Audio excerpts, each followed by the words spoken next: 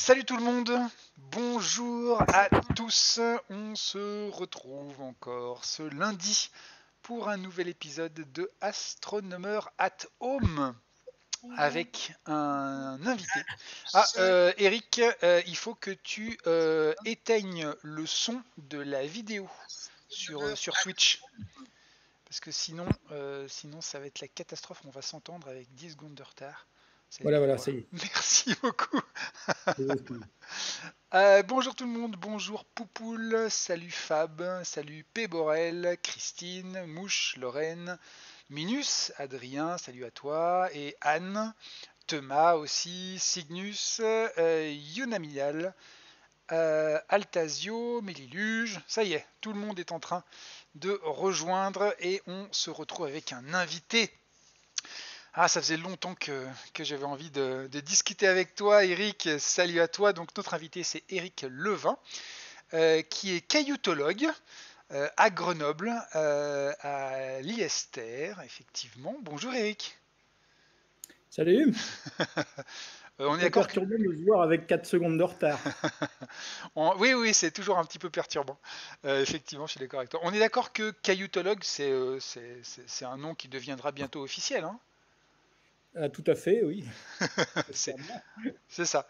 Donc toi, ta vie, c'est de lécher les cailloux, parce que j'ai appris il y a quelques temps que les géologues adoraient lécher les cailloux. Donc Ouais, les miens sont plus difficiles à lécher. peut-être que la langue collerait un petit peu dessus. Alors on en parlera justement.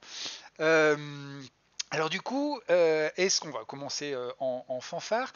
On a plein de choses à raconter. Aujourd'hui, on a deux grands thèmes sur lesquels on va partir. Le premier, c'est justement ces fameux cailloux de l'espace. Voilà, et puis quand on étudie les cailloux, bah, on étudie aussi les gros cailloux, les planètes. Et il y en a une dont tu es aussi spécialiste, c'est la planète Mars. Déjà tu peux nous décrire un petit peu voilà ce que tu fais, ton travail, ton quotidien peut-être, et puis petit à petit, on va attendre les premières questions qui seront posées dans le chat pour commencer à discuter ensemble. Alors, mon quotidien, depuis quelque temps, est pas mal perturbé, non pas à cause des soucis qu'ont tout le monde, mais c'est parce il y a un événement important qui va se produire très bientôt. J'imagine que vous êtes au courant. Dans exactement un mois et quelques heures, il y a une deuxième sonde NASA qui va se poser sur Mars, pas une deuxième, c'est maintenant une cinquième sonde qui va se poser sur Mars, le rover Perseverance. Et à bord, il y a un instrument qui s'appelle Supercam, auquel j'ai un peu participé. Et voilà, on est dans les phases de préparation finale, entraînement, etc. Ce qui fait qu'en ce moment, je suis en transition entre ma partie enseignement. Là, j'ai fini mes enseignements, j'ai encore un paquet de copies à corriger rapidement. Ouais, Et puis, euh, et puis la partie science. la partie martienne, proprement dit. D'accord. Donc, Euh, sinon, en période classique, j'alterne des parties enseignement et des parties recherche. Et mes recherches sont sur essentiellement la composition des roches et à partir de ces compositions, de refaire une vision globale de l'endroit dont ils sont arrivés. Ça peut être de la Terre. J'ai travaillé pendant 2 décennies sur l'intérieur de notre planète. Et puis ensuite, je me suis réorienté d'une part vers les météorites que j'avais travaillé autrefois, et puis Mars, parce qu'il y a eu cette mission pour laquelle on avait été sélectionné, la mission donc MSL Curiosity. d'accord. Ce qui fait que tu as travaillé sur le rover Curiosity, qui est là déjà depuis un bout de temps sur Mars. Et maintenant, Oui. est-ce que tu vas continuer à travailler sur Curiosity? Déjà, tu vas nous raconter un peu qu'est-ce que ça veut dire de travailler avec Curiosity. Mais est-ce que tu vas continuer là-dessus ou est-ce que quand Perseverance sera là, tu passes sur Perseverance et tu oublies Curiosity? Non, on est obligé de continuer. Alors, je mets un nous parce que je vais dissocier un peu mon cas particulier. Euh, il faut qu'on continue à travailler avec Curiosity. On a une belle machine qui fonctionne bien, qui donne vraiment des très chouettes résultats. Si on va voir où est Curiosity actuellement, il vient de quitter une zone de dunes. Il s'approche d'une zone très, très excitante dans laquelle il y a des roches très particulières avec des sels et sulfates. Donc, de ce côté-là, il y a encore énormément de résultats qui sont attendus. La machine est en bonne forme, bien qu'elle soit à son 4e renouvellement de mission, 3e renouvellement de mission, donc 4e phase. Donc, non, il faut continuer. Bon, il s'avère que depuis 2 ans, moi, j'ai mis un focus important sur l'enseignement. On est en phase de transition sur un certain nombre d'enseignements à Grenoble. Et donc, je me suis mis en retrait de la mission MSL Curiosity. Et je n'y participe que de très loin. Alors, ça signifie quoi? Participer, c'est être aux opérations. C'est-à-dire que c'est un robot, et ce sera la même chose pour Persévérance. Ce robot-là, il faut le programmer. On le programme 24 heures par 24. En gros, la programmation, elle se fait la nuit du rover. Au petit matin, on lui envoie son programme de la journée. Il se débrouille tout seul. Le soir, la première chose qu'il fait, c'est de renvoyer les données. Et on a la nuit pour récupérer toute cette info-là et prévoir ce qu'on lui fait faire le lendemain. Donc, c'est ce qu'on appelle les opérations. Pour les géologues, ça correspond à être sur le terrain.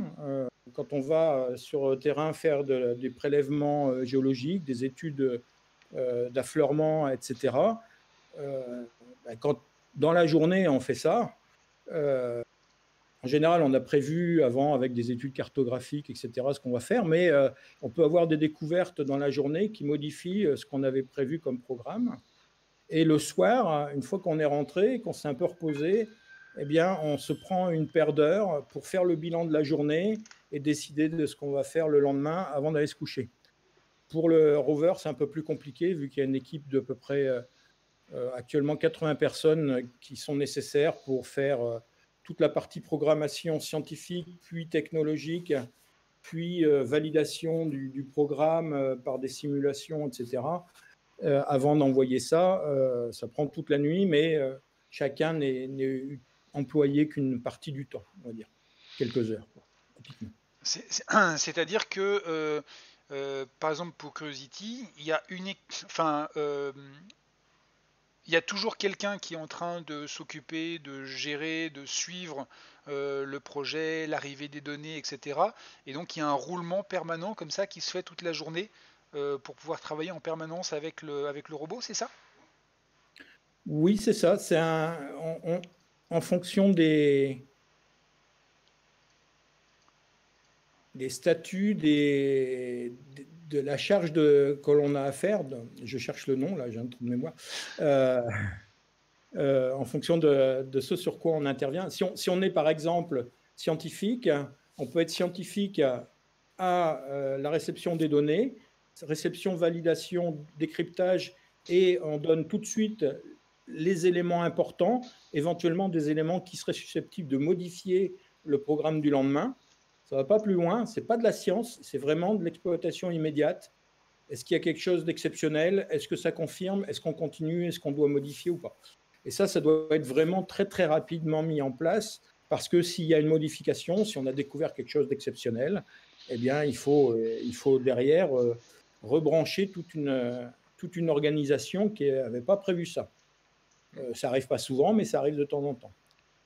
Et puis, une fois qu'on a fait ce travail-là, on a fini son travail. Et après, on peut suivre en spectateur, mais c'est plus son job. Le job de ceux qui suivent, c'est encore des scientifiques qui ont commencé à réfléchir avec les images qu'ils ont, quelles sont les cibles qui vont les occuper le lendemain, quels sont les sujets d'études qui vont les occuper le lendemain. Et ça prend à peu près 2 heures. Donc après 3 heures après l'arrivée des données, il y a une grosse réunion qui va décider des opérations scientifiques, des thèmes scientifiques qui vont être faits le lendemain. Cette réunion-là, elle dure une grosse demi-heure à 1 heure. Et ensuite, il reste typiquement 5 à 6 heures pour développer ça sous forme de programme. D'abord en programme d'activité, ensuite en séquence d'opération. Et au final, c'est vraiment des ingénieurs informaticiens qui font le dernier travail, qui est d'aller regarder dans les détails ce qu'on envoie au rover. Normalement, toutes les séquences types ont été testées, donc il n'y a pas de risque. C'est un robot, donc il a tout un système de sauvegarde, de sécurité extrêmement important pour ne pas se mettre en danger. Mais ça arrive parfois qu'il y ait des instruments qui bloquent, des petites pannes, etc. Donc il y a tout ça à préparer, à envoyer, et puis le lendemain, rebelote. D'accord.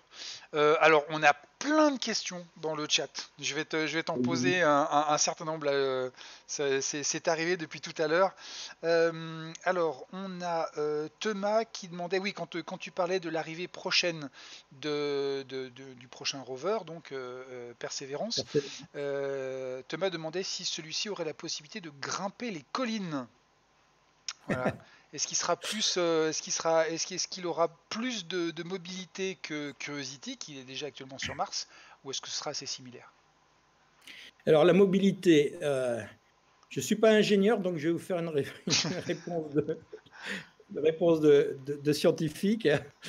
La mobilité déjà la mobilité de Persévérance ne sera pas différente fondamentalement de celle de Curiosity en tant que véhicule. Ouais. Ça signifie que quand il se déplace à quelques centimètres, il doit pouvoir faire des pointes à 5 cm à la minute, je crois. C'est tout. D'accord. Ceci dit, s'il se déplace à 5 cm à la minute, nous les scientifiques, on ne serait pas contents. On est des géologues, on regarde sous nos roues et on veut savoir ce qu'il y a. On ne veut rien rater. D'accord. Voilà. Donc, ce qui fait qu'on a tendance à aller beaucoup plus lentement que ce que le projet en général ne prévoit. Ce qui fait que pour Curiosity, on s'est pas mal fait tirer les oreilles plus d'une fois. Et il y a eu des fois, on nous a dit non, pas de science là, pendant quelques jours, le rover se déplace, il faut avancer, parce que sinon, le programme, il est serré. Alors, comme il y a eu cette difficulté sur Curiosity, le fonctionnement sur Persévérance est radicalement différent. Ce ne sont plus les scientifiques qui font l'ordre de marche. Plus précisément, il y a 2 équipes de scientifiques. Il y a une équipe de scientifiques qui regarde ce qui se passe à moyen terme, c'est-à-dire le lendemain, le surlendemain et les quelques jours qui suivent. Et puis, il y a les scientifiques qui... Non, pas le lendemain, le surlendemain, c'est ça. Et il y a les scientifiques qui s'intéressent juste au lendemain et ils n'ont pas le droit de s'intéresser au surlendemain. D'accord. Donc, il y a une différence très nette entre le tactique et le stratégique. Donc, vous savez que vous allez arriver sur un terrain, vous devez l'exploiter au maximum, mais vous n'avez qu'une seule journée, point barre. Et c'est d'autres collègues qui ne savent pas vraiment ce que vous allez faire, doivent décider. Pourquoi ça? Parce que l'objectif de la mission Mars 2020 est radicalement différent de celui de Curiosity. Alors, radicalement, à l'heure actuelle, pendant la phase de la mission nominale, qui va durer donc 2 ans, 2 années terrestres, 1 année martienne, et pendant cette phase-là, le rover Persévérance devra échantillonner avec des carottages qu'il va mettre dans des petits systèmes avec comme but de les rapatrier éventuellement sur Terre. Or, ça signifie... donc, la quantité d'échantillons qui est prévue, le panier qui est prévu, il y a 2 paniers, mais grosso modo, on va dire c'est de l'ordre d'une vingtaine.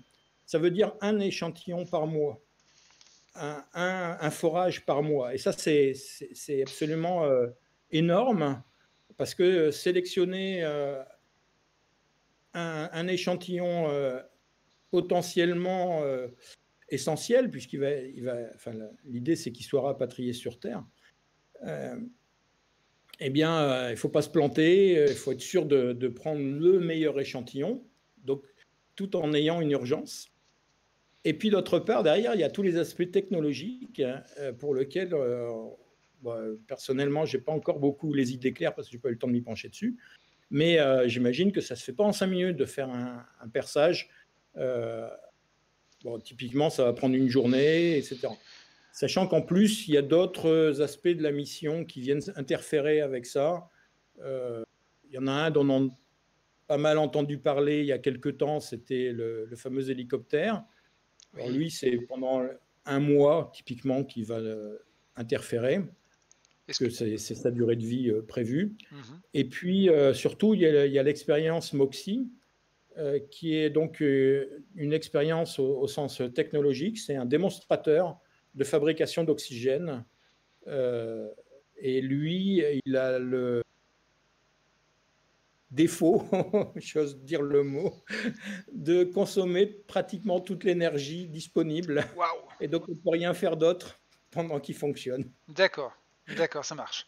Alors les questions tombent, hein, je vais te les grouper parce que sinon on va jamais y arriver. Euh, on avait des questions par rapport au temps.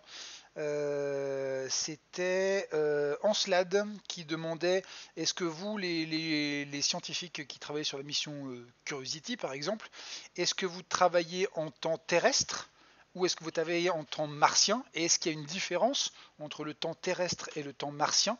Et puis on avait une autre question, c'est Anne Bod qui demandait combien de temps mettent les données pour être transmises depuis Mars jusqu'à la Terre. Alors, je vais d'abord répondre à la seconde parce que c'est rapide. Je n'ai pas été revérifié parce que je t'ai envoyé le lien qui nous donne la distance de Mars à la Terre.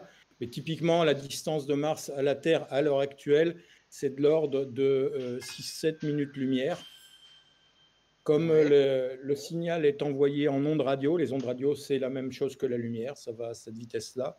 Donc, entre le moment où c'est émis depuis Mars et le moment où ça arrive sur Terre, c'est 6 à 7 minutes. Mais en D'accord. fait, le rover ne fait pas un envoi direct.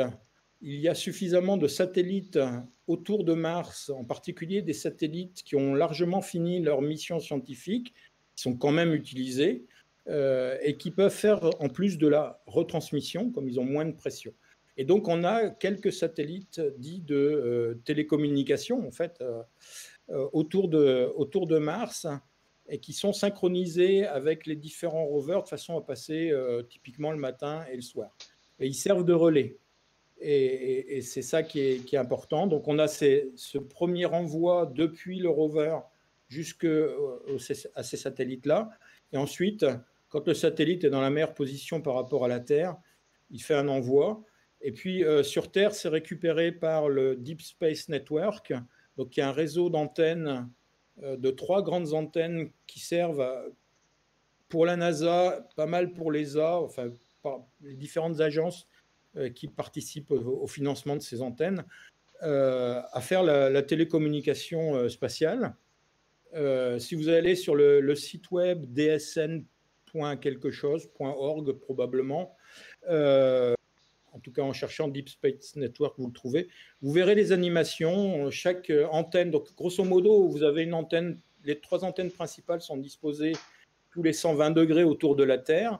Il y en a une aux États-Unis, il y en a une en Espagne, et puis il y en a une, je crois, en Australie. Vous voyez avec un petit acronyme avec quel vaisseau spatial l'antenne est en train de communiquer. Vous pouvez voir par exemple, je crois que c'est VYJ, ça c'est Voyager. De temps en temps, on voit ça. MVN, c'est Maven, MSL, c'est Curiosity, etc.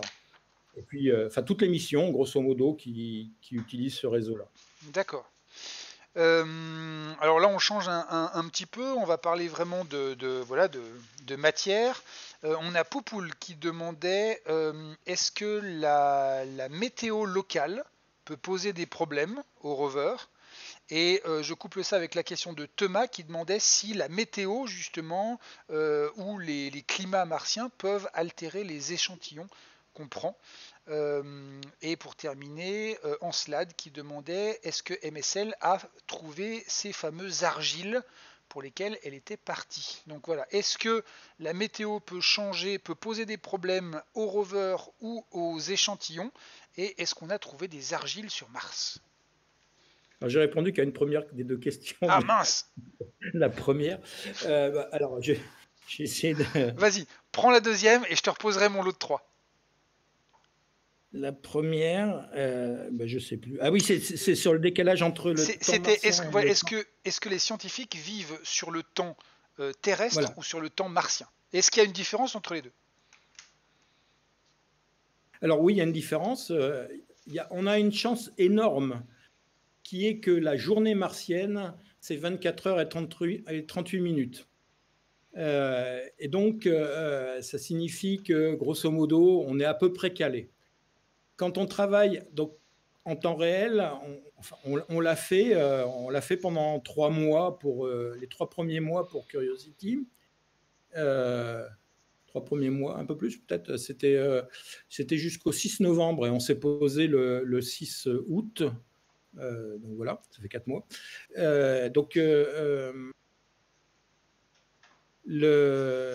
À ce moment-là, on travaillait réellement en temps réel, c'est-à-dire dès qu'on recevait les données, notre journée commençait et puis la journée se terminait au moment où on renvoyait les données vers Curiosity. Et donc, ça signifiait que tous les jours, on avait une grasse matinée, c'est ce que je dis toujours, on avait une grasse matinée de 38 minutes en plus. Mais vous faites le calcul, au bout de 15 jours, vous êtes complètement azimuté parce que malheureusement, donc, le bâtiment dans lequel on travaillait à Pasadena, au nord de Los Angeles, était à l'étage où on était, les fenêtres étaient obscurcies. Et on avait donc un éclairage purement artificiel, de façon à ne pas être perturbé. La perturbation, c'était quand on sortait. Au bout d'un moment, on ne savait plus si c'était le jour, la nuit, etc. Bon, Oui, parce l'hôtel. qu'il y a un décalage de 40 minutes par jour, hein, c'est ça. Donc chaque Ouais, jour, tu voilà, es décalé de 40 minutes plus tard par que le jour rapport à. précédent, ce qui fait qu'au bout d'une semaine, c'est des heures de décalage, quoi. Voilà. Et bon, on avait des psychosociologues qui nous suivaient. Ils faisaient vraiment gaffe. Et il y avait une règle qui avait été dictée qui était qu'on n'avait pas possibilité. On pouvait travailler que 5 jours et on est obligé de prendre 2 jours d'arrêt. Mais en fait, les gens restaient connectés depuis leur hôtel ou depuis chez eux.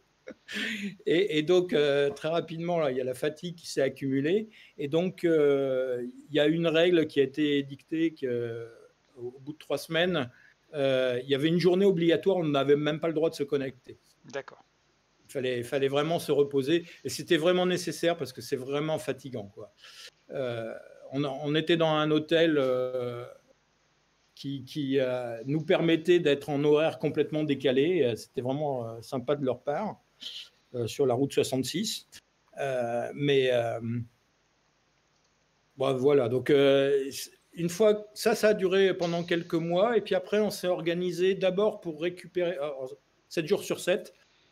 Et puis, l'automatisation et les situations ont permis que rapidement, on puisse passer à 6 jours, puis à 5 jours sur 7.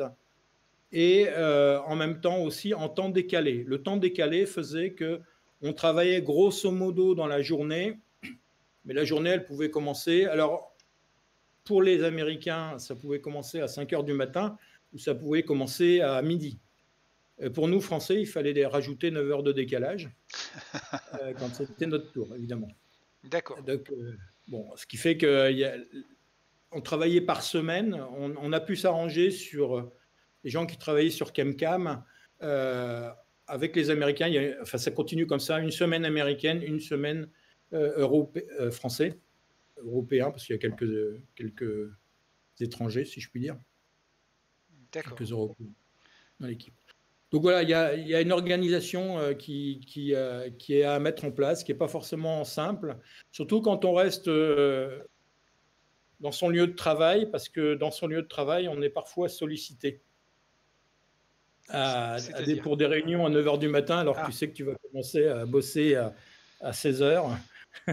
Et que tu en auras pour toute la nuit à passer sur le robot. C'est fatigant parfois, mais bon, on y arrive. Hein, je veux dire, c'est assez excitant, quoi. Le problème au début, c'était surtout la surexcitation que ça produisait et la fatigue qui s'est accumulée. Pour Curiosity, pour Persévérance, on va être un peu sur un schéma équivalent dans un premier temps, mais l'expérience acquise de Curiosity fait qu'il y a eu des modifications qui ont été faites. Et ce n'est pas que des modifications scientifiques, c'est vraiment des modifications de gestion des personnels engagés dans les opérations. Et donc, voilà, il y a une organisation qui est assez différente. D'accord. Alors, un point sur lequel il faut que j'insiste, hein, toute la science ne se fait pas à ce moment-là. C'est vraiment l'exploration, ce qu'on appelle les opérations, mais c'est de l'exploration. Et ensuite, une fois que les données sont acquises, il y a tout un travail de documentation qui est à faire. Toute cette documentation-là, ainsi que toutes les données, sont mises à disposition d'abord de l'équipe en temps réel. Les gens qui ne sont pas aux opérations peuvent à ce moment-là commencer à faire de la science, c'est-à-dire réfléchir, faire des modèles et puis écrire les articles. Et puis, ces données-là, elles sont mises dans un délai de 3 mois à 6 mois en ligne publique. Donc, vous pouvez aller voir sur le... Il y a différents sites qui permettent ça, plus ou moins techniques. Le Planetary Data System de la NASA sert à ça. Et puis, il y a un notebook, le Planetary Data Notebook, je crois que c'est comme ça que ça s'appelle, où là, les données sont plus mises en forme en plus. Et alors, le délai est un peu plus long, c'est presque 6 mois de retard qu'il y a sur le Planetary Data Notebook.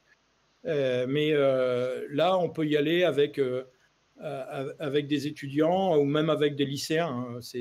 En s'organisant, il y a moins. En tout cas, les Américains sont assez friands de ça. Ils utilisent beaucoup ça dans leurs enseignements. D'accord. Je ne sais pas s'il y a beaucoup de jeunes là en ligne.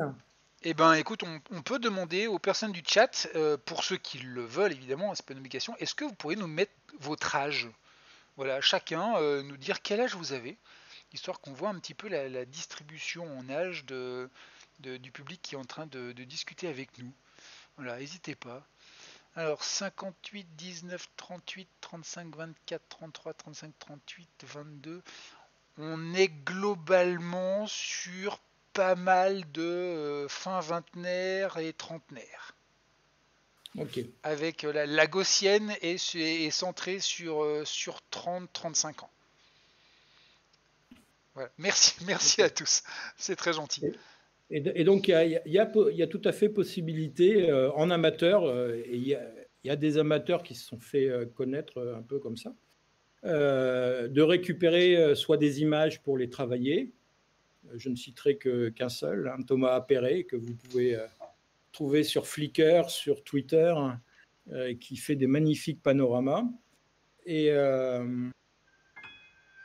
il y avait aussi Damia Bouic sur son site web DBProd, mais je pense qu'elle a dû arrêter. Elle, c'était une graphiste. Et donc, elle prenait les images, elle les transformait pour en faire des magnifiques panoramas, des magnifiques cartes postales. Il y a un petit jeune, là, Gabriel, bravo. Tout à fait. N'hésite pas, Gabriel, s'il y a des choses que tu ne comprends pas, à m'interrompre. Oui, je tiens à signaler aussi qu'effectivement, en plus d'être enseignant et chercheur, Eric est aussi un très bon vulgarisateur.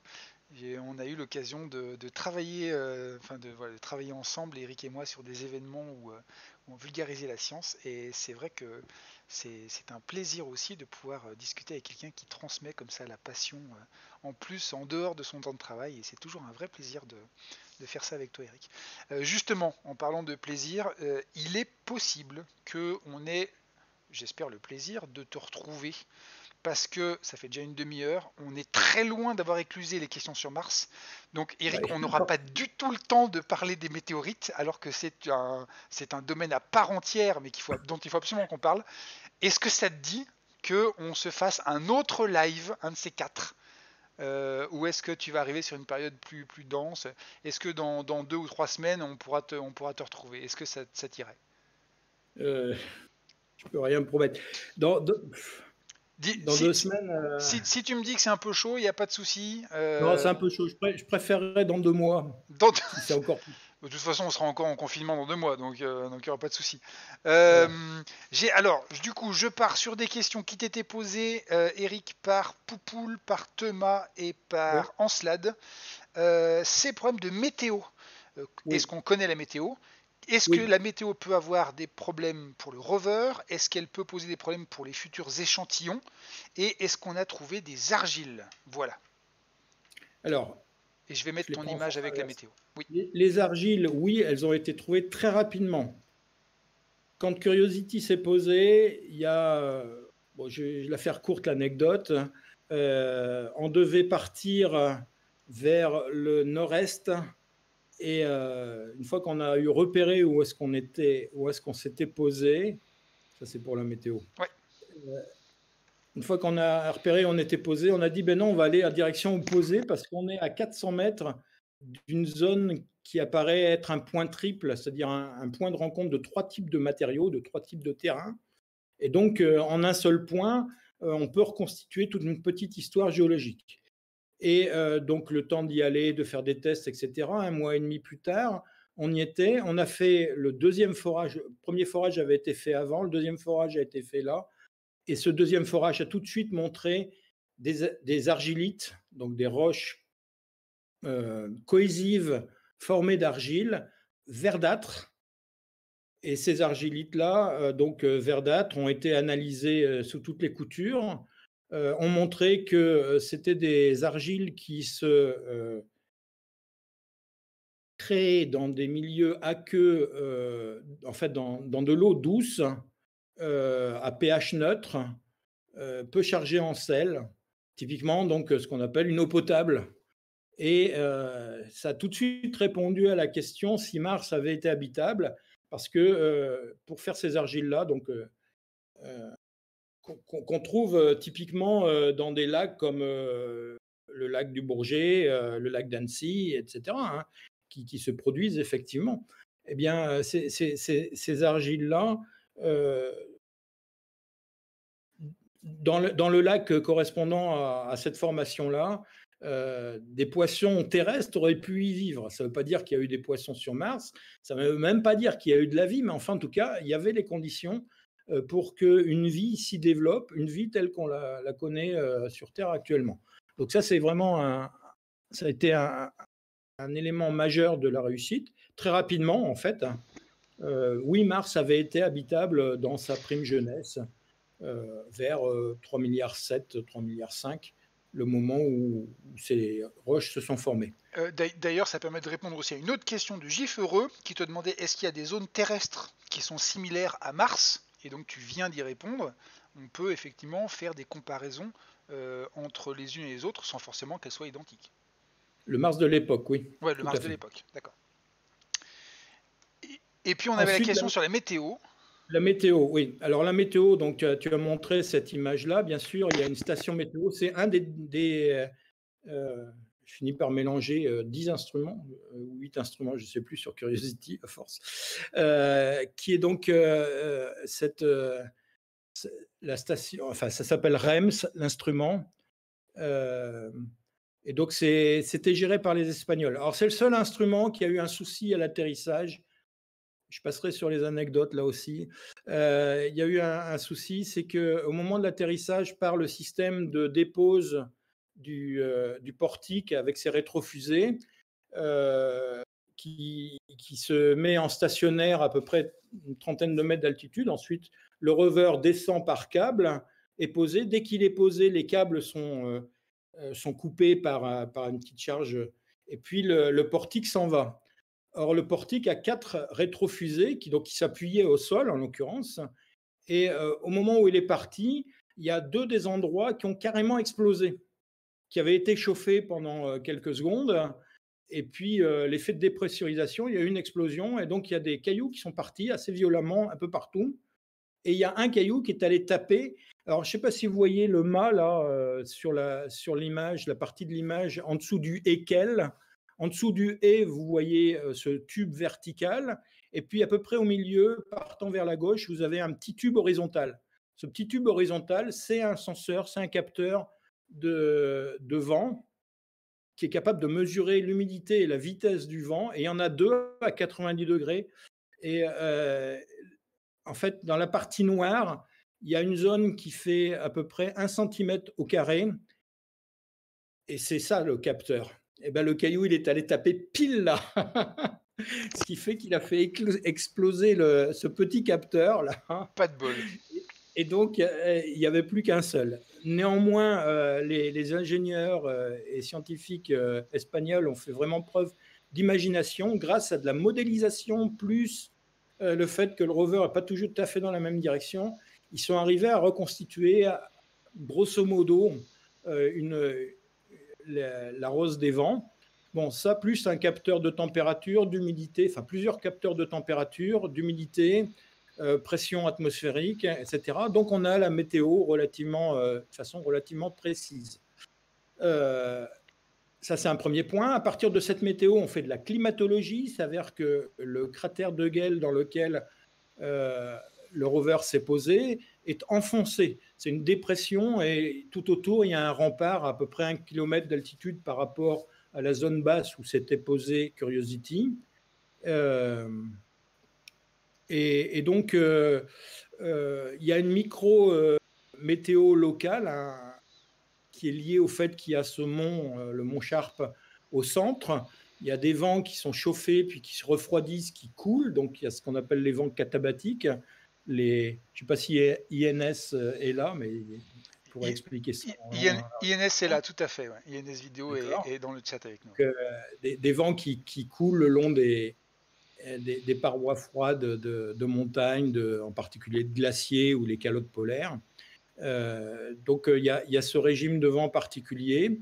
Et puis, il y a d'autres types de vents, les vents tourbillonnaires, etc. Et il y a la climatologie martienne qui fait que à chaque printemps je crois que c'est de l'hémisphère sud, il y a possibilité il y a des grandes tempêtes et il y a possibilité qu'une de ces grandes tempêtes dérive en tempête planétaire, ce qui s'est produit donc il y a maintenant 3 ans, qui a été bien étudié. Et à ce moment-là, l'atmosphère est complètement embrumée, la luminosité, elle tombe à moins de 10%, et donc ça devient difficile. Curiosity n'étant pas équipé de phares pour les déplacements, c'était un peu plus délicat. Mais l'énergie de Curiosity, c'est un système de de générateur à radioisotope, donc typiquement des petites des pois chiches de matière fissile qui, en étant radioactifs, chauffent. On récupère la chaleur sur des thermocouples, ça génère de l'électricité, et ça ne dépend pas du temps. Et donc, ça a permis à Curiosity de continuer à travailler, contrairement au précédent rover qui était Spirit Opportunity. Tiens, d'ailleurs, je vais te mettre... Oh mince, l'image est toujours beaucoup trop grande, mais c'est pas grave, je vais la... Désolé, hein, on fait ça en temps réel. Je te mets une image que je suis allé chercher là tout à l'heure, justement des tempêtes en juin 2018, si je me trompe pas. Ouais. Voilà, donc on voit que effectivement des phares auraient bien été utiles hein, pour à ce moment-là. On n'y voit pas grand-chose hein, dans ces tempêtes de poussière. Non, non, c'est clair que ça réduit vraiment fortement la visibilité. Alors, c'est pas comme au début de Seul sur Mars, mais ça a quand même des conséquences assez curieuses. Déjà, ces petits vents, c'était pas le vent de tempête, mais il y a eu une fois où on a fait un petit prélèvement d'échantillons, on le dépose sur le sol, et puis on n'a pas pu faire la mesure tout de suite. Donc, la mesure a été faite le lendemain. Enfin, elle n'a pas été faite parce que le lendemain, le petit tas, il avait disparu. Il avait été soufflé. Alors, ce n'est pas des vents très, très forts. Pourquoi ils ne sont pas très forts? Parce que l'atmosphère est très, très peu dense. C'est 1/150e, 7 millibars par rapport à la pression atmosphérique. C'est typiquement la pression vers 80 à 100 km d'altitude. sur Terre. Là où nous, on Donc, considère qu'on arrive dans l'espace. Voilà. Et donc, en fait, pour avoir un vent équivalent à 100 km/h, pour avoir un vent équivalent à 100 km/h terrestre, on considère qu'il faut multiplier par 15. Et des vents de 1500 km/h, ça n'existe pas sur Mars, quand même. Les vents les plus forts en vitesse, alors j'ai pas vraiment la culture de ça, mais il me semble que c'est aux alentours de 150-200 km/h. Peut-être quelqu'un. J'avais entendu 150 plus de km/h précision. aussi Voilà. en vent de pointe. Donc, si on divise, ça fait un vent de 10 km/h. Ça fait une petite brise. Oui, c'est-à-dire que brise, ça suffit pour souffler la poudre, hein, mais pas pour envoyer une parabole en l'air. ouais, c'est-à-dire que l'atmosphère souffle vite, mais si on n'a pas beaucoup d'atmosphère, la pression qu'elle exerce sur les corps est très faible. Voilà. Alors, par contre, il y a un autre effet météo qui est extrêmement important pour les machines. C'est le fait qu'entre le jour et la nuit, il fait entre 70 et 80 degrés d'écart. En 12 heures, tous les jours, vous avez cette variation. Et cette variation est bien plus importante que les variations saisonnières. Il y a des saisons, mais c'est essentiellement la variation jour-nuit qui est importante parce que l'effet thermique sur l'instrumentation, sur l'appareillage, les effets de dilatation thermique, ça c'est absolument incroyable. On a très rapidement vu apparaître des fentes dans le revêtement de couverture de Curiosity. Quand je dis très rapidement, c'est en moins d'un an terrestre. On voyait des petites fentes dans le revêtement. Les ingénieurs ont maintenant la pratique de plusieurs rovers, donc ils savent faire. Ça n'a pas été au-delà, mais ça use quand même beaucoup le matériel. Ça, c'est clair. D'accord. Je te pose deux autres questions. Pareil, j'essaie de les regrouper en thématiques. On a à la fois Macraft et c'est lui qui a posé ces deux questions. La première, est-ce qu'il y a une différence entre des roches et des végétaux pétrifiés? Donc, est-ce que si on trouvait un fossile de végétal, est-ce qu'on pourrait le savoir? Et son autre question était, est-ce qu'il existe un protocole si on découvre un jour des bactéries, par exemple, sur Mars? Voilà. Alors, on rêve un peu là. Non, pas du tout. C'est pas du tout du rêve, puisque c'est presque le but de la mission Mars 2020, Persévérance. En l'occurrence, on n'en est pas encore au stade d'aller chercher la vie. Alors là, à nouveau, il y a l'expérience. Je vais vous faire un petit rappel historique. 1976, c'est l'année de mon bac. Ça n'est pas tout à fait indépendant de ce que je fais actuellement. Et c'est surtout l'arrivée sur Mars des missions Viking 1 et Viking 2. Donc, deux atterrisseurs qui sont partis sur Mars découvrir la vie martienne. Les premières missions satellitales ont montré qu'il y avait eu de l'eau sur Mars pendant suffisamment longtemps pour faire de l'érosion. Et donc, même si c'était un désert, c'était à peu près évident à l'époque qu'on devait trouver des fossiles, grosso modo, au minimum, et peut-être même dans le sol de la vie. Donc, en fait, on a désigné, anglicisme, on a conçu les missions Viking avec des expériences pour caractériser la vie martienne. Alors, dit de façon imagée, il y avait deux expériences au sens physique, une pour savoir qu'est-ce que ça mangeait, enfin si ça mangeait, et puis une pour savoir si ça respirait. Et donc, on a pris du sol martien avec des petites pelles, on les a mis dans des bocaux, hein, pas tout à fait ça, mais enfin. Et puis dans l'une, on a mis de la nourriture, un liquide avec des oligo-éléments, etc. Et on a reprélevé régulièrement ça, et on a vu une évolution, on a vu disparaître les oligo-éléments. Et puis dans une autre, je ne sais plus ce qu'ils avaient fait au niveau de l'atmosphère, mais on a prélevé l'atmosphère autour du petit dépôt, et puis on s'est aperçu qu'il y avait une transformation de la composition atmosphérique. Donc, un, ça mangeait, deux, ça respirait, c'était clair.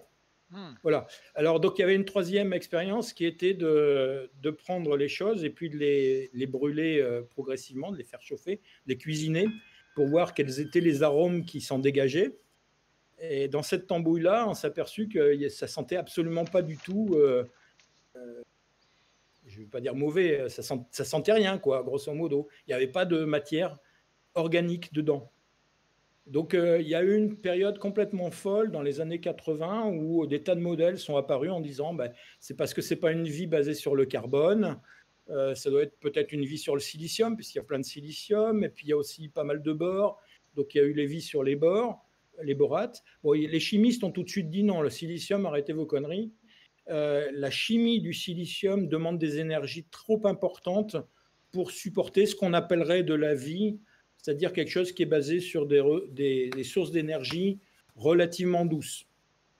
La lumière visible comme moyen d'amener l'énergie. Quand on passe aux UV, on casse les liaisons chimiques, ou on ne les casse pas si elles sont trop résistantes, mais il ne se passe plus rien. Grosso modo, c'était ça l'idée de l'époque. Ça a été la naissance de la réflexion qui a amené l'exobiologie. Et donc voilà.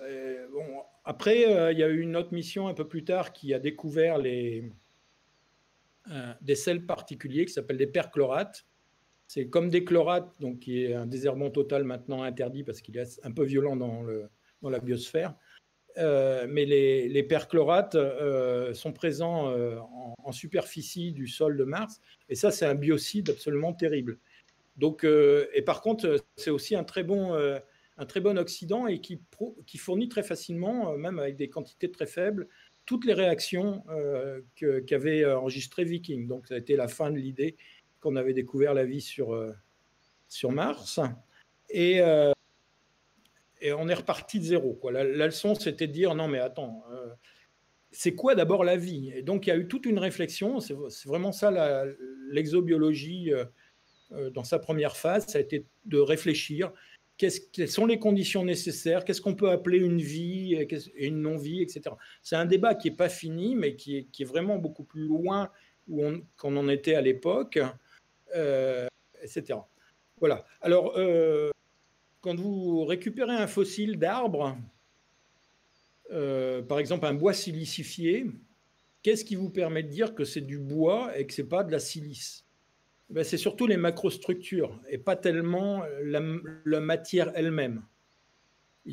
Éventuellement, si on fait des analyses très très fines, il existe plusieurs sortes d'atomes de silicium, plusieurs sortes d'atomes d'oxygène, ce qu'on appelle des isotopes.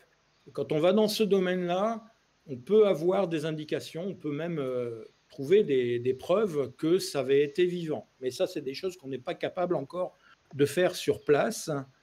Pour l'oxygène, on commence à savoir le faire. Ça n'a pas été choisi comme instrument pour Persévérance. Et donc, il faut ramener ça sur Terre pour faire des études beaucoup plus fines. Et là, on arrive à faire des choses. Mais je vais citer un autre exemple.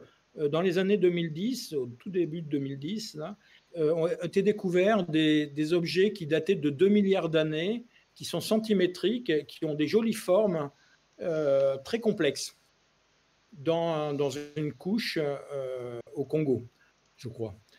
Eh bien, les découvreurs ont dit, ben, vous voyez, c'est une évidence qu'en fait, il y avait déjà une forme de vie complexe à 2 milliards, alors que les formes de vie complexes, 2 milliards d'années avant maintenant, c'est-à-dire à peu près à mi-chemin entre la formation de la Terre et l'actuelle, et alors que jusqu'alors, on considérait que c'était 600 millions d'années. Il y a 600 millions d'années, on est passé d'une vie essentiellement monocellulaire, éventuellement sous forme de colonies, mais monocellulaire, à une vie pluricellulaire avec des formes complexes.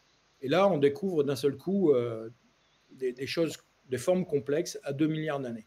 Et donc, ça a été une discussion assez longue, assez controversée d'ailleurs.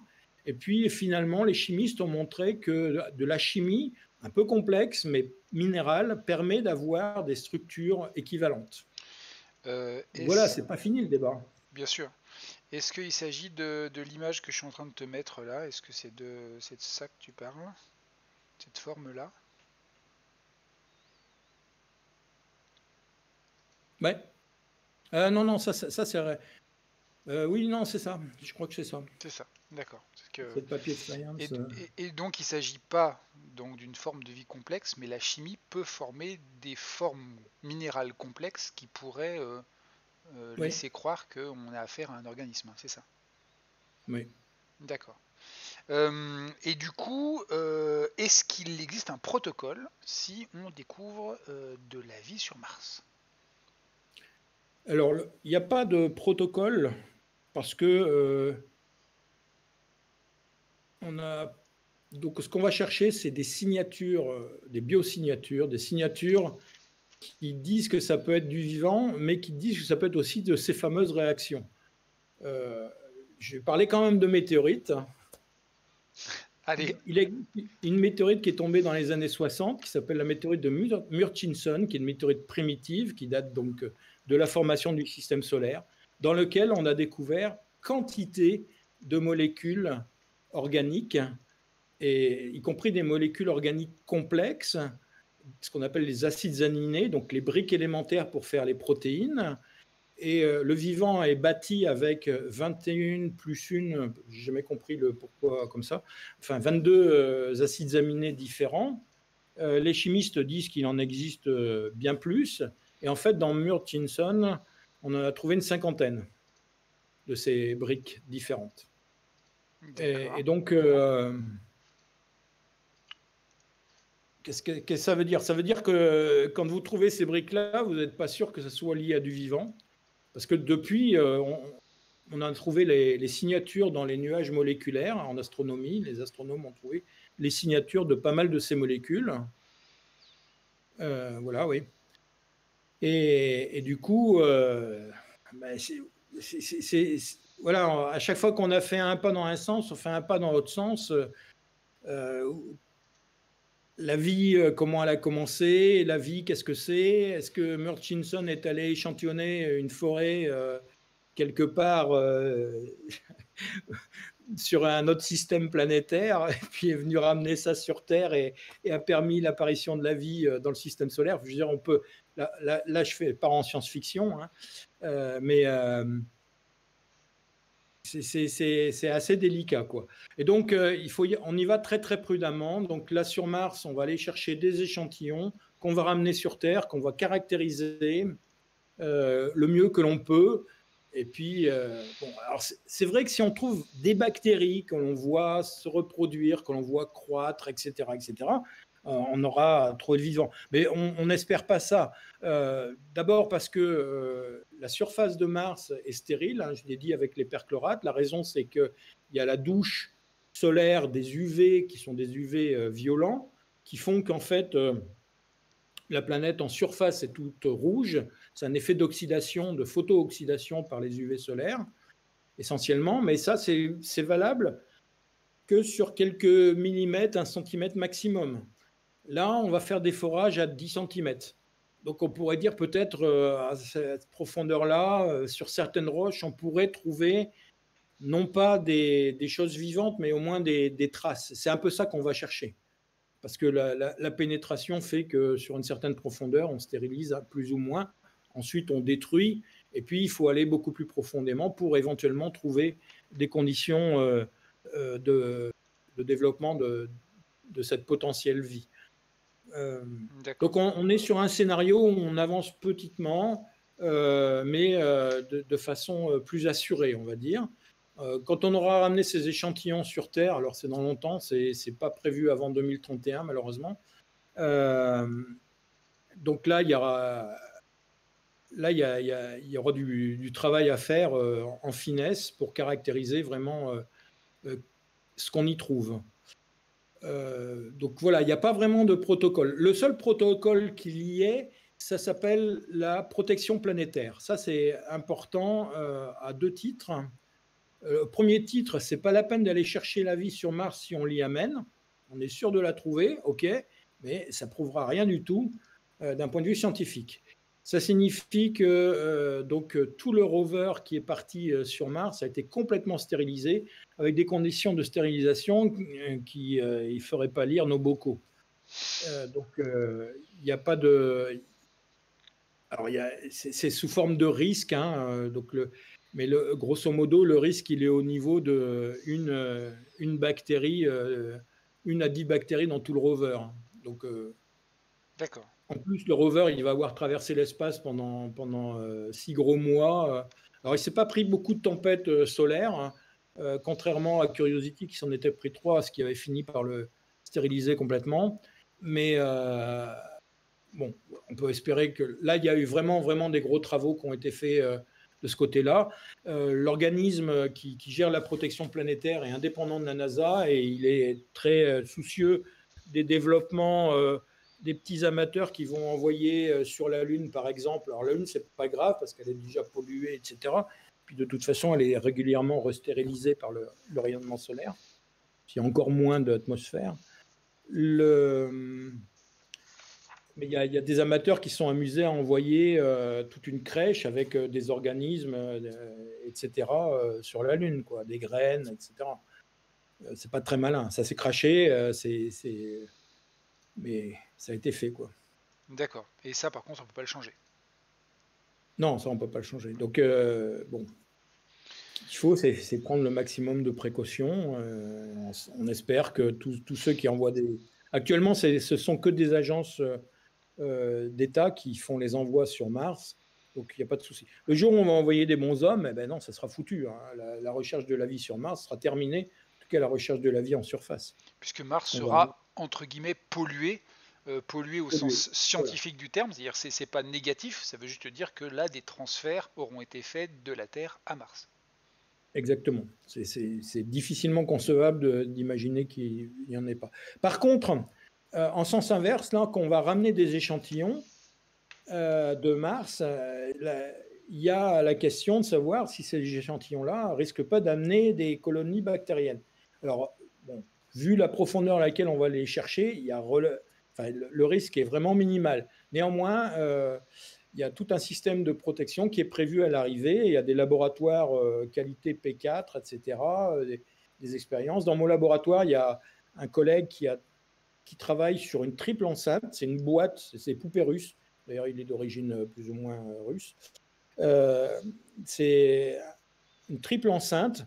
Une fois qu'on ferme le premier, on ne peut plus l'ouvrir. La deuxième sert à protéger la relation entre la première et la troisième. Et la troisième est au contact avec les terriens. Et il y a toutes les transparences qu'il faut pour pouvoir étudier avec des faisceaux de rayons X et autres ce qui est à l'intérieur. Et ça, c'est au niveau de sécurité des laboratoires biologiques. D'ailleurs, tant qu'on parle de prise d'échantillons, je mets ici les petits tubes qui vont servir d'échantillons pour la mission Persévérance, qui est actuellement en cours vers Mars, et dont l'un des objectifs, justement, est bien de prendre des échantillons du sol martien Alors, qu'on puisse ramener sur Terre, hein, c'est ça? regardez cette image. Bon, là, vous voyez avec une résolution qui n'est pas très bonne, mais vous la trouvez facilement parce qu'elle est ressortie il n'y a pas très longtemps, ces tubes-là. Essayez de trouver un millimètre carré de peau des gens, là. Les gens, c'est pire que dans, dans une salle de chirurgie. Je veux dire, on ne voit rien du tout. Ils passent dans un sas, ils s'habillent, ils passent dans un système de décontamination, etc. etc. Hein, là, vraiment une énorme précaution qui a été prise pour éviter le moindre risque de contamination, surtout sur ces tubes-là qui vont récupérer les échantillons et les ramener sur Terre. D'accord. Il y a un autre risque aussi, si j'oubliais, c'était justement, imaginons qu'il y ait quelques bactéries qui se posent sur ces tubes-là, ils font l'aller-retour sur Mars, ils reviennent sur Terre, avec l'environnement radiatif qu'il y a dans l'espace. Il y a longtemps que les auteurs de science-fiction, Michael Crichton en français, Crichton en anglais, a inventé ça. La mutation des bactéries terrestres dans l'espace et qui deviennent extrêmement létales au retour. Eh bien, il y a des mouvements de lobby très forts aux États-Unis, très forts, assez forts aux États-Unis pour interdire ce retour d'échantillons sur Terre. Parce qu'ils ont peur qu'on ramène Alors, en plus, avec le Covid, là, Je vous dis pas. C'est une, J'ai même pas encore entendu parler. c'est une question d'actualité, effectivement. Ouais, pas pour Euh, le téléphone. ouais, c'est ça. Pour revenir sur un côté plus technique, j'avais deux questions. Tout à l'heure, tu as parlé de la contribution européenne à l'exploration martienne. Donc, tu m'as parlé de ChemCam. Est-ce que tu peux nous en parler un petit peu, nous dire ce que c'est? Parce que c'est vrai qu'on n'en a pas parlé, comment ça marche, ce que c'est. Et puis, pareil, d'un autre point de vue technique purement, il y a INS qui nous parlait justement des roues du rover qui sont de plus en plus usées et donc il demandait est-ce que c'est accentué par les différences thermiques et puis est-ce que c'est ça qui risque de mettre un terme à l'exploration de Curiosity. Voilà. Alors, Alors, la partie européenne, elle n'est pas organisée. Donc, l'ESA n'intervient pas dans cette mission Curiosity au sens nominal. mhm, Il s'avère que sur l'instrument ChemCam, quand on a constitué puis fait évoluer l'équipe, hein, parce que c'est quand même l'histoire de ChemCam, elle commence dans les milieu des années 90, je crois que c'est 1996, la réunion qui a fait naître l'idée. 98, un premier groupe qui se réunit. 2000, la décision de communaliser l'équipe avec les Américains. 2003, le dépôt du projet auprès de la NASA qui avait un projet qui va devenir Curiosity. 2005, je crois, l'aval de la NASA comme quoi c'était bon pour l'instrument même s'il n'existait pas. Voilà, on est un peu dans cette histoire-là. Donc, des délais extrêmement longs. Donc, on atterrit en 2012 plutôt que 2010 parce qu'il y a eu entre-temps un report. 2012. Et donc, fin de la mission en 2014. Fin de 2014, la mission nominale, la mission qui a été prévue est terminée. Mais comme tout fonctionne et qu'on a encore plein de choses à faire, on continue. Et tous les 2 ans, en fait, toutes les années martiennes, il y a une demande qui est faite. Et tant que c'est financé, eh ben, on continue. mhm.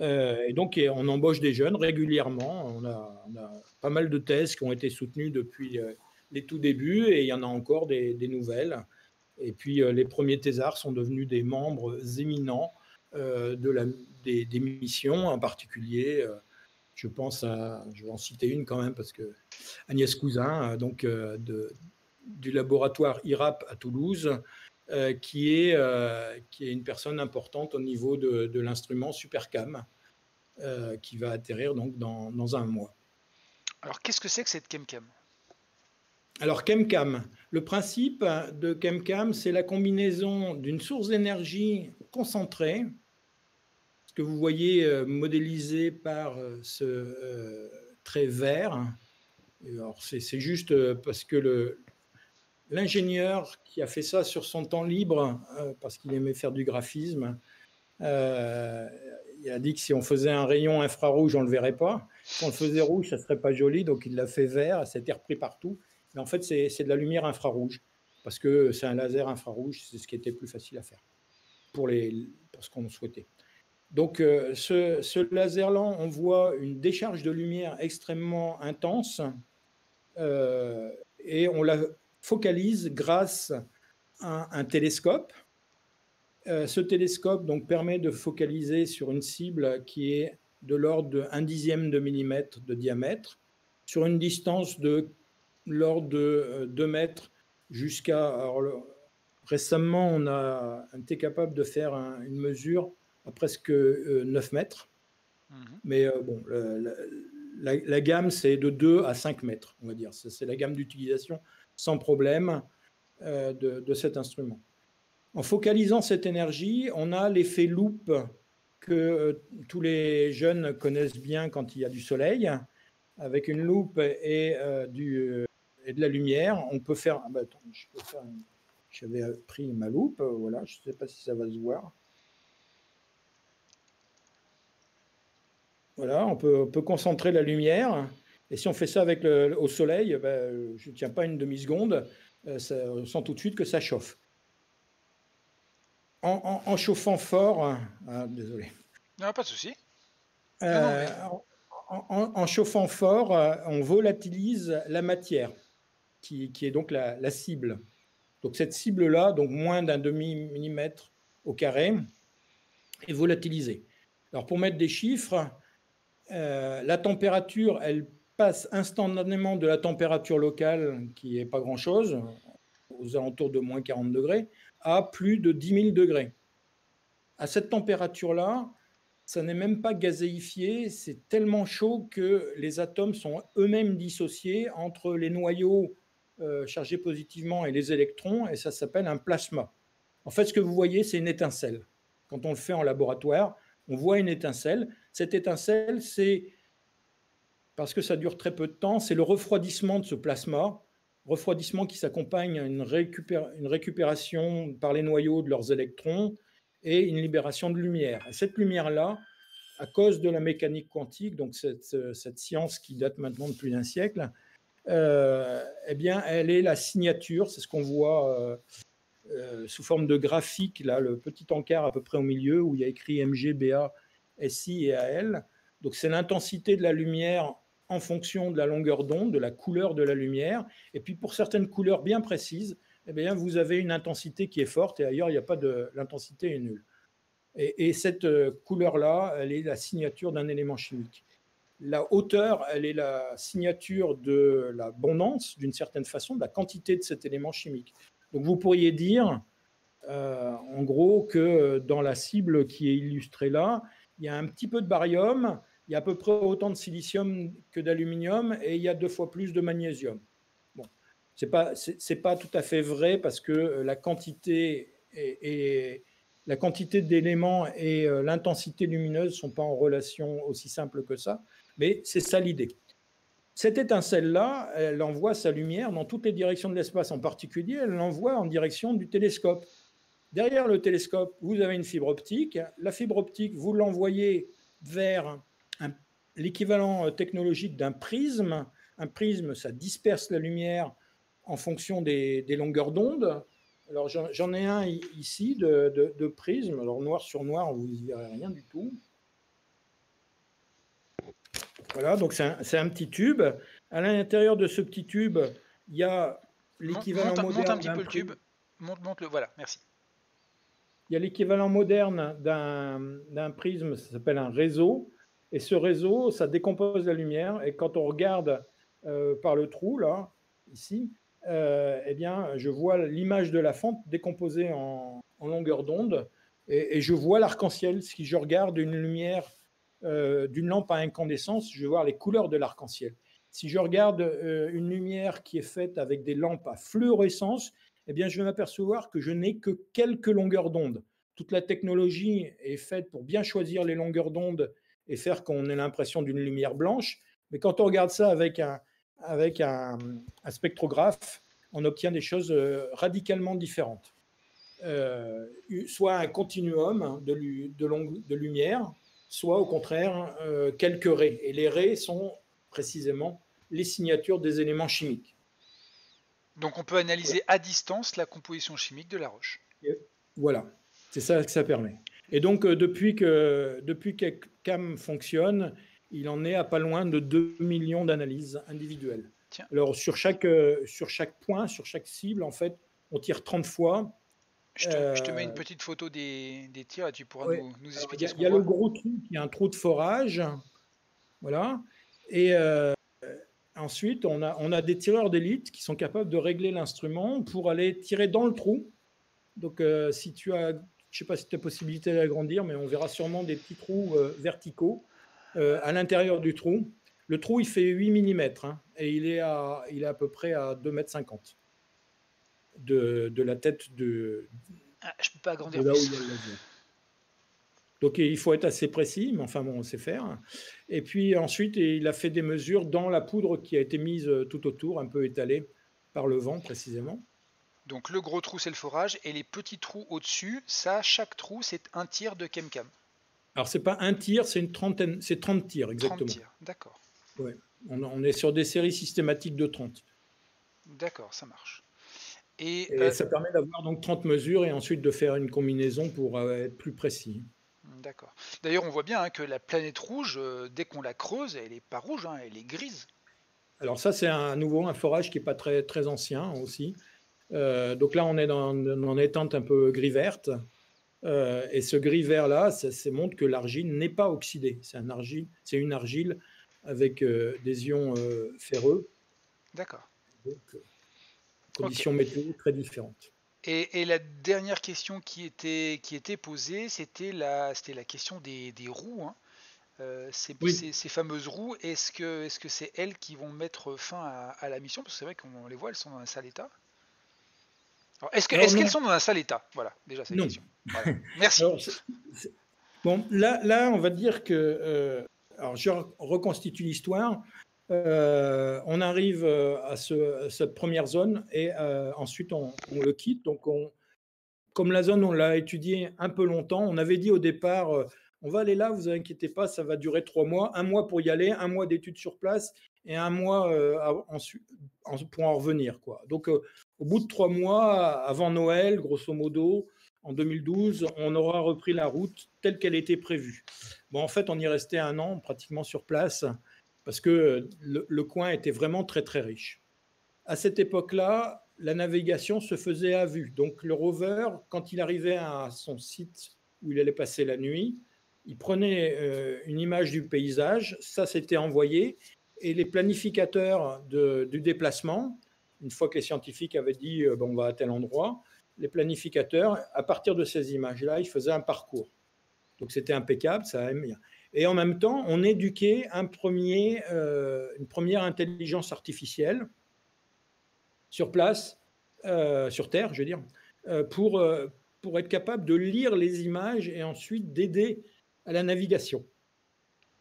S'il y en a qui font de la science participative, il existe un collectif de sciences participatives qui s'appelle Zoo Universe, sur lequel il y a eu un projet récent, enfin, ces dernières années, pour améliorer vraiment la navigation par intelligence artificielle, qui va être implantée d'ici quelques mois, je crois, sur Persévérance, qui s'appelle IA for Mars. Bien sûr, tout est en anglais, malheureusement. Donc, intelligence artificielle sur Mars, par le principe du deep learning, l'apprentissage profond. On fournit énormément d'exemples à l'heuristique d'intelligence et avec ça, elle est capable de trouver des parcours améliorés. Et ça va permettre vraiment de décupler les capacités d'exploration. Ça va rendre le rover plus autonome en fonction de. On a déjà ce système-là qui fonctionne simplement sur ChemCam pour choisir des cibles. Au bout de 4 ans, il y avait suffisamment d'exemples. On a appris à une intelligence artificielle être capable de reconnaître ce que c'était qu'un tas de sable, une veine blanche, des agrégats divers et variés. Et parce qu'on travaille maintenant plutôt un jour sur deux, un jour, à partir des images, on fait des mesures ciblées, et l'autre jour, on fait des mesures en automatique. Eh bien, c'est l'intelligence artificielle qui choisit, entre guillemets, ces cibles. Donc, voilà. Alors, pour revenir à ces trous-là, une fois que l'intelligence de déplacement a été mise en place, alors ça, c'est Persévérance, par Oui, contre. oui, c'était Persévérance qui choisissait elle-même ses cibles, en allant voir par Non, exemple. non, Persévérance, c'est pas encore arrivé. Curiosity, mais Oui, mais une image c'est pas une vraie image, c'est un non, dessin. non, Ouais. c'est un dessin, ça. Ce que je veux dire, donc pour revenir au trou, dès que l'intelligence, le système d'aide à la navigation a été mis en place, ils se sont aperçus que les fentes qui avaient été vues entre les zigzags, ça s'appelle comment? Ça s'appelle, vite, je ne sais plus. C'est ce qui rigidifie la texture. Donc, il y Mhm. a, entre ces zigzags-là, vous avez un voile d'aluminium. Ce voile d'aluminium-là, c'est très vite percé. Or, la NASA avait décidé que les images, peu de temps avant, que les images qui arrivaient sur Mars étaient immédiatement mises en ligne, sans délai. C'est-à-dire que nous, scientifiques, on avait ces images-là en même temps que le public. Évidemment, le public, il ne voyait pas tout à fait la même chose que nous. Et quand il a vu ça, évidemment, on se dit « Ah, ça y est, catastrophe, les roues sont crevées, Curiosity va fonctionner pendant à peine quelques mois, alors qu'il était prévu pour plusieurs années. » Évidemment, la NASA était obligée de réagir tout de suite. C'était déjà à l'époque où Twitter menait un peu parfois la règle du jeu. Et donc, on a tout arrêté. Et pendant 8 jours, on a étudié, enfin, les ingénieurs NASA, JPL, ont étudié ça pour savoir ce qui se passait. Très rapidement, ils se sont dit, bah oui, c'est quand on se déplace sur certains types de terrains, le voile, qui est un voile qui essentiellement sert à donner un peu de support, mais pas du tout la motricité, se déchire plus facilement. Et puis ensuite, l'étude a été complétée et on voit des... Bon, il y a un effet collectif du système des 6 roues qui a montré qu'au moment où la roue, elle bascule depuis la poussée vers la redescente de l'autre côté, sur un petit caillou pointu, hein, un caillou de 5 cm qui est un peu pointu, eh bien là, il y a un surcroît de pression qui fait que ça perce, qui D'accord. n'avait pas du tout été anticipé. Et donc, ça a été un peu une surprise. Une fois qu'ils ont compris pourquoi il y avait ce perçage, on s'était aperçu que c'était essentiellement les 2 roues avant qui étaient percées. Alors, ce qui fait qu'on avait repris le chemin en marche arrière. C'est une habitude hein, sur les rovers de la NASA de faire de la marche arrière pour différentes raisons. Eh bien, on s'est aperçu que donc les cailloux qui étaient beaucoup plus gros, c'était moins, ça se passait pas, et puis les plus petits non plus. Et donc, on a classifié les terrains suivant leur dangerosité, et puis il y a eu une mise en place. En fait, on a considéré que c'était consommable. Et l'étude a montré qu'au rythme auquel on perçait les voiles des roues, on en avait pour 4 à 5 ans. Et puis si on prenait plus de précautions, eh bien, ça irait beaucoup mieux. Donc ça a été fait. Par contre, ce qui a été montré, c'est que la structure, les longeons, voilà, les longeons en zigzag, là, n'étaient pas touchés. Et tant qu'eux n'étaient pas touchés, il n'y avait pas de souci. Et en fait, les premières fissures sont apparues, je pense que c'est en 2017, 2016, fin 2016, début 2017. Il y a eu une annonce de la NASA comme quoi un longeon était fissuré et un autre était cassé. Et ils ont fait la même communication que celle pour le voile, mais elle n'a eu aucun écho. Il n'y a aucun journal dans la presse qui l'a repris, alors que c'était vraiment le début de la dégradation des roues. D'accord, le vrai début de la fin qui était moins spectaculaire. Alors c'était le début de la fin, si on peut dire, mais c'était moins spectaculaire, c'était pas visible, il fallait vraiment un regard un peu plus... Évidemment, ça c'est suivi. Grosso modo, on fait une imagerie complète. Alors au début, c'était toutes les semaines. Ils faisaient une imagerie complète de chacune des 6 roues en déplaçant pour avoir le tour complet. Maintenant, on en est à, je crois, une imagerie, si c'est pas toutes les 2 ou 3 semaines, pas plus que ça, pour faire un suivi, tout simplement. Moi, je suis plus ça du tout, mais il n'y a pas eu d'alerte comme quoi on avait des soucis de ce côté-là. Je pense que la dégradation suit son chemin et bon, on a des instruments qui ont été prévus pour fonctionner une année martienne. On en est dans la 5e année. Hein, on a fait 4 ans déjà martien là-bas. Voilà, tout ça, c'est du bonus. On espère que ça va durer encore le plus longtemps possible. Là, on a une transition délicate, c'est que les 3/4, pour ne pas dire les 9/10 de l'équipe de scientifiques et un pourcentage que je ne connais pas, mais aussi important de l'équipe ingénieriale, va devoir gérer à la fois Curiosity et Perseverance.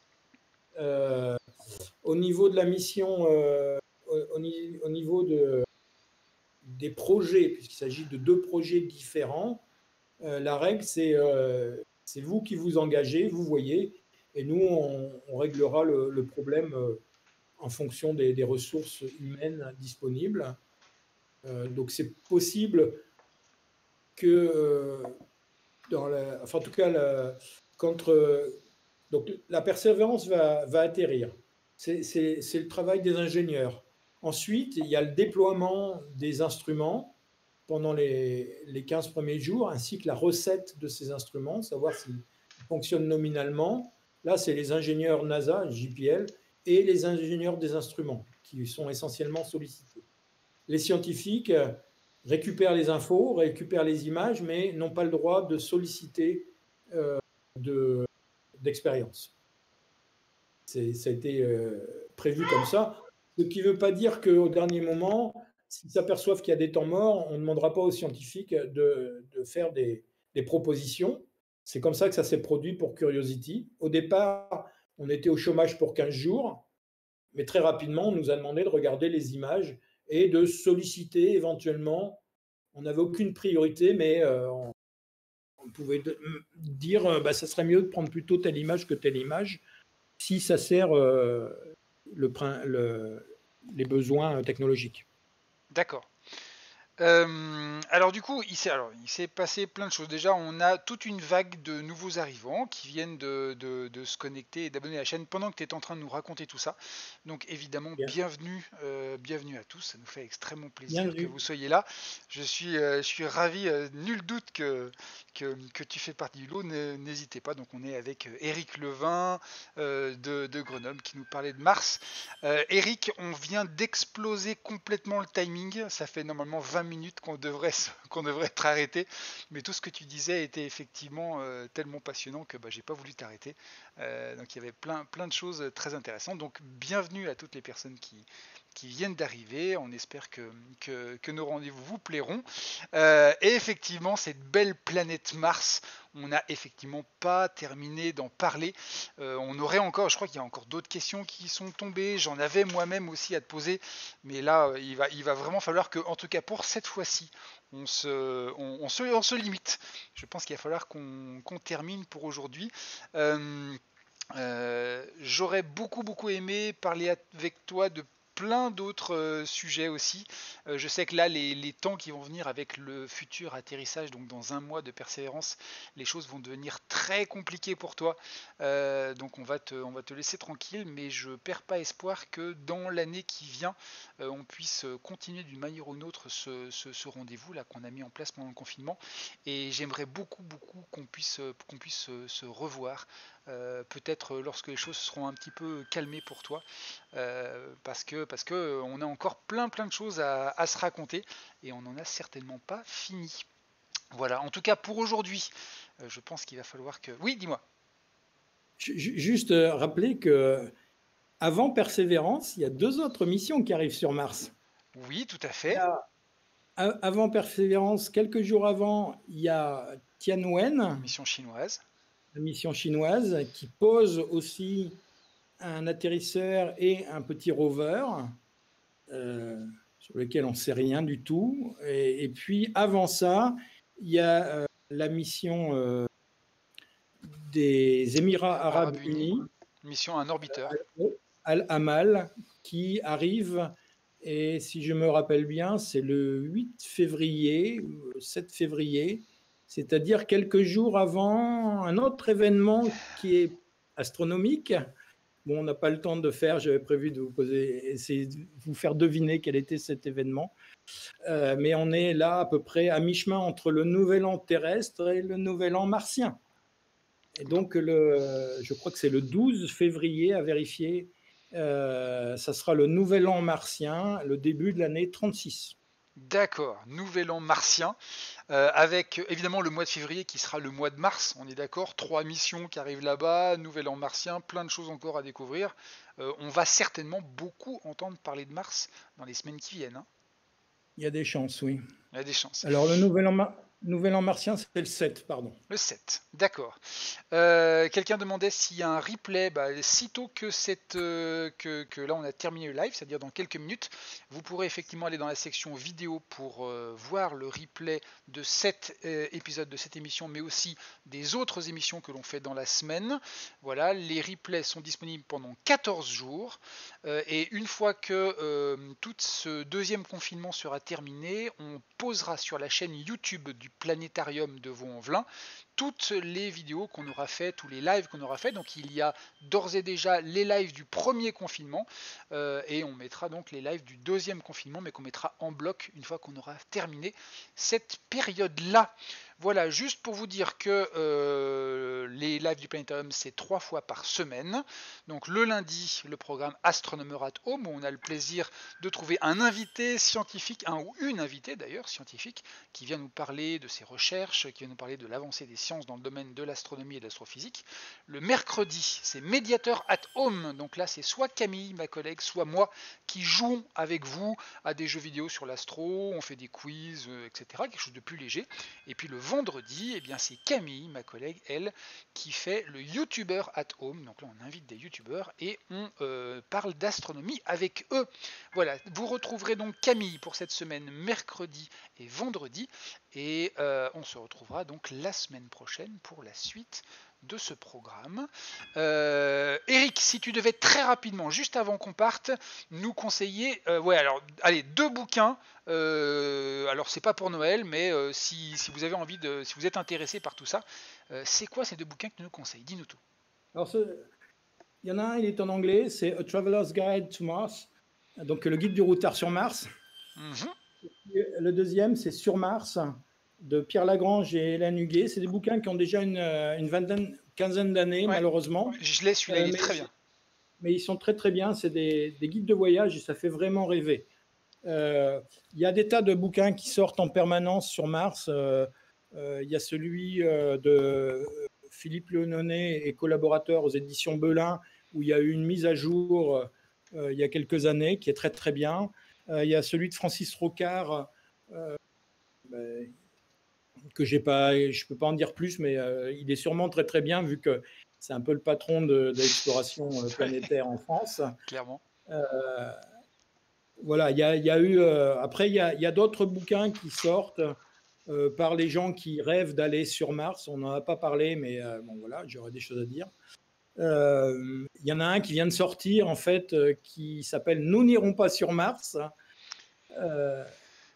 qui est vraiment très récent, avec qui. Enfin, je l'ai commandé, je ne l'ai pas encore reçu. Alors, on a invité il y a quelques semaines, c'était en décembre, la personne qui l'avait écrit. Donc, on a discuté Elena justement. Ekström. Et exactement. Et on a discuté avec elle dans ce même Astronomer at Home sur les raisons qui faisaient que pour elle, justement, on va un petit peu à rebours un peu des idées modernes. Pourquoi est-ce qu'elle pense qu'on n'ira pas sur Mars? Donc, on a eu une conversation très intéressante là-dessus. Tout à fait.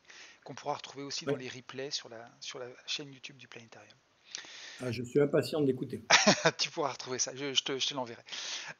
Merci beaucoup, Eric. C'était un vrai plaisir de passer cette heure presque et demie avec toi. J'espère qu'on pourra se retrouver un petit peu plus tard. En tout cas, je te souhaite vraiment bon courage pour ce qui va arriver. Tu vas avoir beaucoup, beaucoup de boulot. Et puis, si jamais il y a des news intéressantes, j'espère qu'on pourra se revoir pour en parler. Merci à tous et à toutes de votre fidélité. Merci à tous les nouveaux qui viennent d'arriver ce soir. C'est toujours un plaisir de pouvoir partager la science et de discuter avec vous tous. Voilà, bonne continuation. Donc les prochains rendez-vous cette semaine, mercredi 16h et vendredi 18h.